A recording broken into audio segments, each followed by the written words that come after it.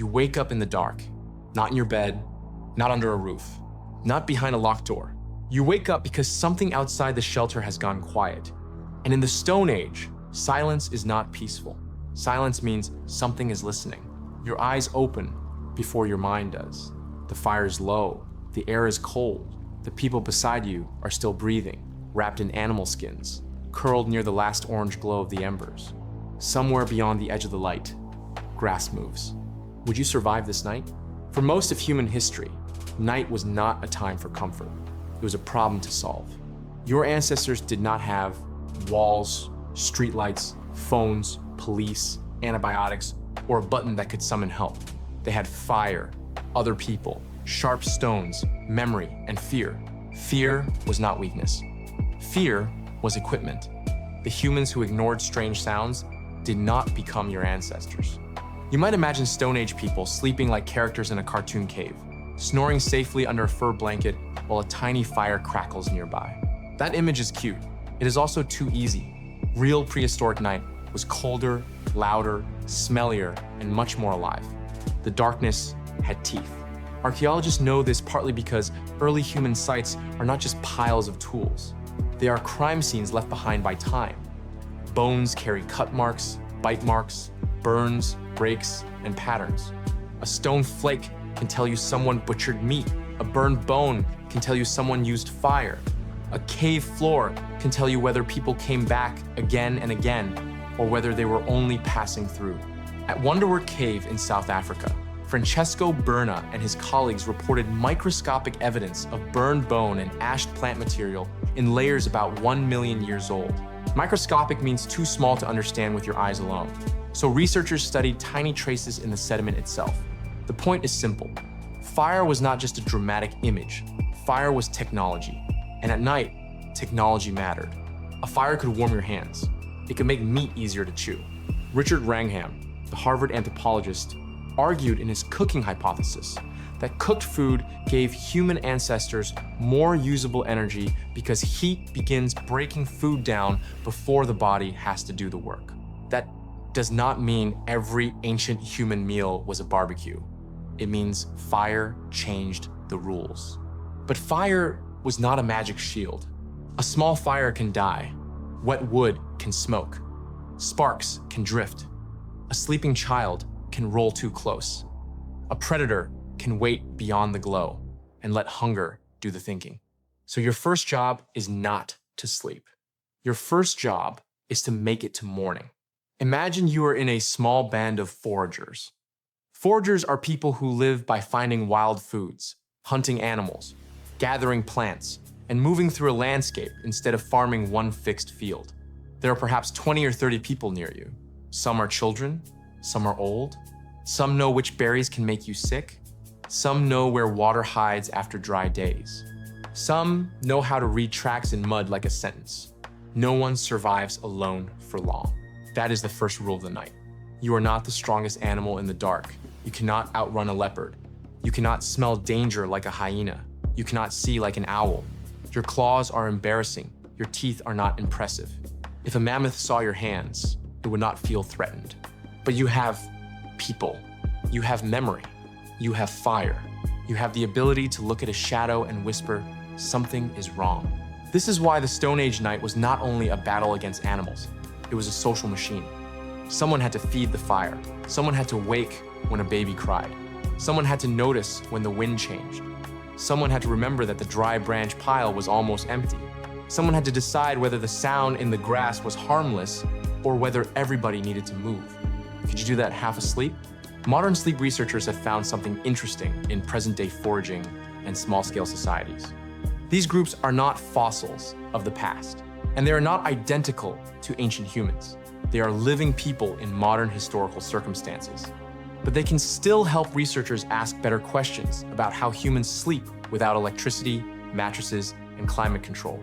In 2015, Gandhi, Yetish, Jerome Siegel, and colleagues studied sleep among the Hadza of Tanzania, the San of Namibia, and the Tsimane of Bolivia.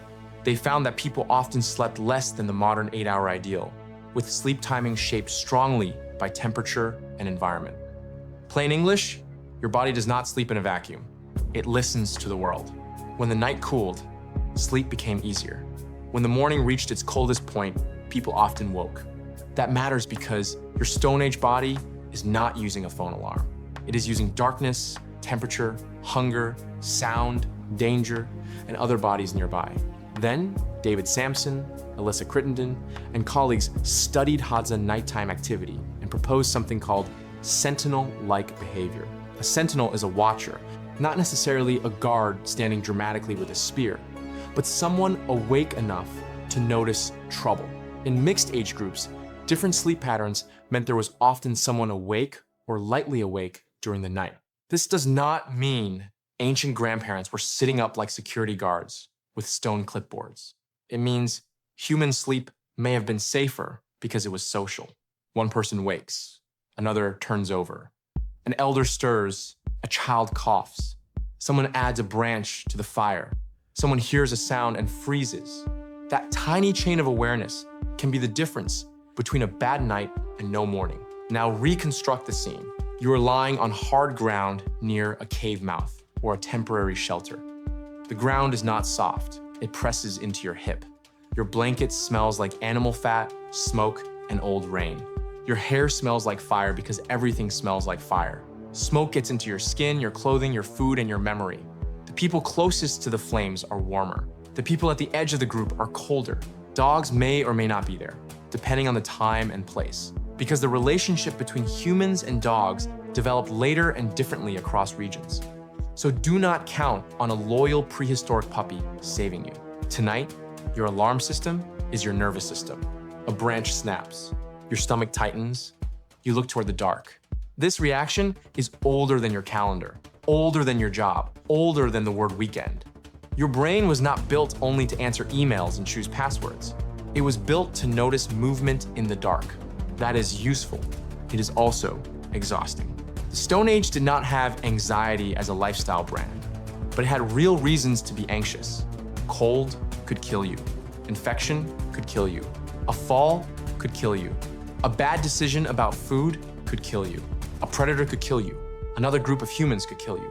Even a peaceful night could become dangerous if the fire died and the temperature dropped. But here is the twist.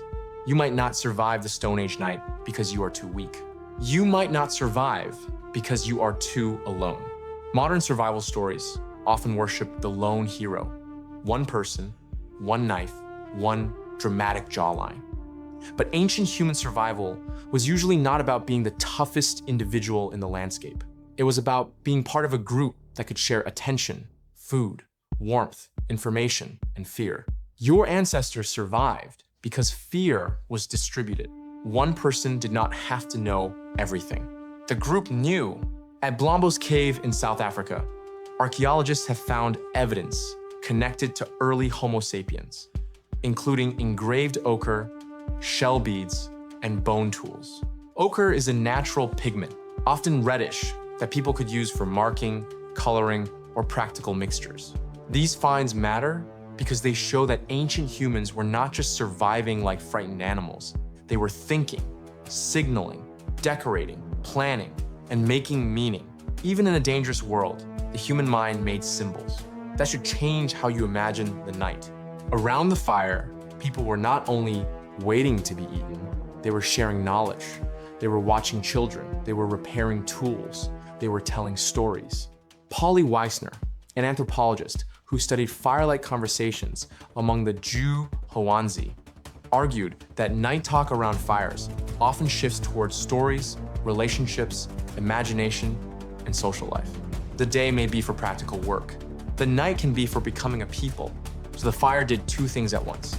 It kept danger away, and it pulled humans together. The glow made a circle.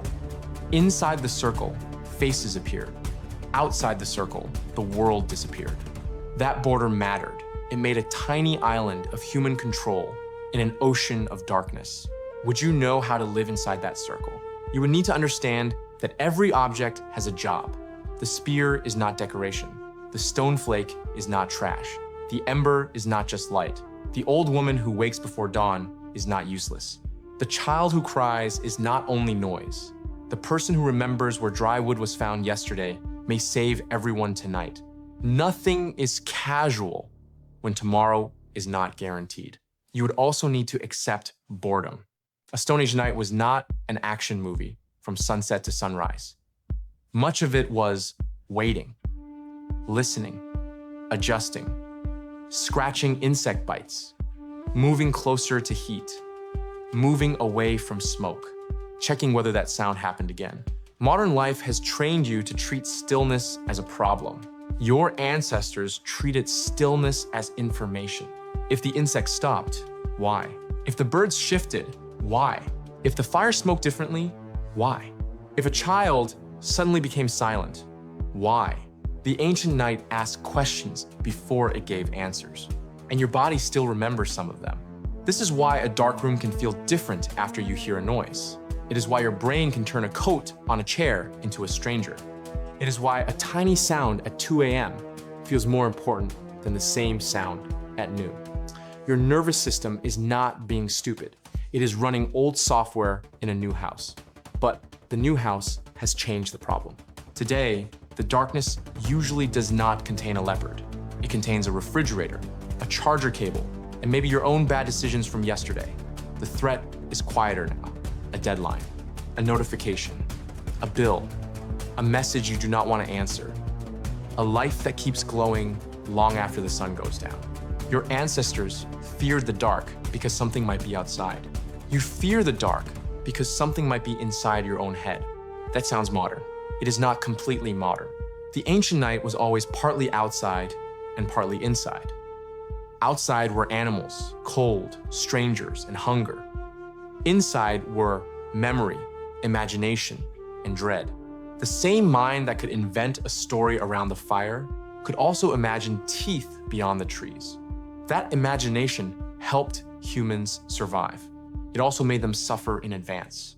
So would you survive one night in the Stone Age? Maybe. If you had a group, if you listened, if you did not wander off to prove a point, if you respected the fire, if you understood that bravery is sometimes just staying quiet when your body wants to panic. But if you arrived alone, soft, loud, overconfident, and convinced that survival is just a mindset, the Stone Age would correct you very quickly. The dark would not care about your confidence.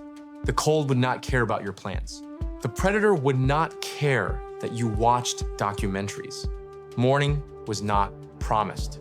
Morning was earned by bodies that stayed warm, groups that stayed alert, and minds that treated fear as useful information. So tonight, when you turn off the light and your room goes silent, remember this. For most of human history, silence was not peaceful. Silence meant something was listening.